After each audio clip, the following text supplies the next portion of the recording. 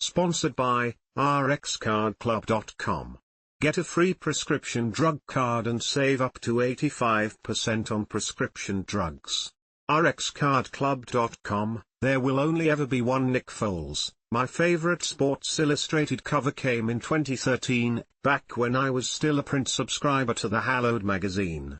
Featuring a whirlwind picture from the iconic Snow Bowl against the Lions, the text on the cover read, "A dreadful start, no home wins before November, another winter of discontent looming in Philly." And then Nick Foles happened. Little did they know it would happen again. And again after that. There has never been an athlete like Nick Foles. There never will be. Foles, who was a savior for the Eagles in 2013, cast away 2 years later and then almost burned out of the NFL before leading Philadelphia to eternal glory, is a unicorn. I've seen people try to come up with cross-sport comparisons for Foles before. It defies logic. It's impossible. What if a guy was Stephen Curry 25% of the time and LaVoy Allen the other 75%? And that 25% happened to come during the biggest games in the history of America's most sports-crazed city? What if Ben Revere morphed into David Ortiz when things mattered most? Foles will officially retire as an Eagle during halftime of the team's Monday Night Football game with the Falcons. It will be a well-deserved homecoming for a man who has a statue outside of Lincoln Financial Field. 6 years removed from that legendary 2017 Eagles Super Bowl run, I can still remember how destitute the energy was after Carson Wentz's career-altering injury against the Rams in Los Angeles. The Eagles won the division that day. I had flown out to LA that morning and was seated in the Coliseum for it all.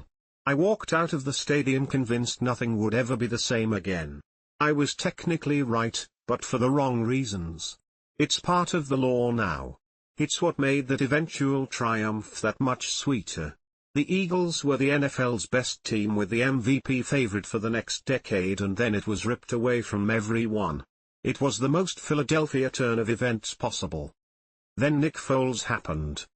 Foles absolutely sucked in the team's first round by clinching Week 16 game against the Raiders.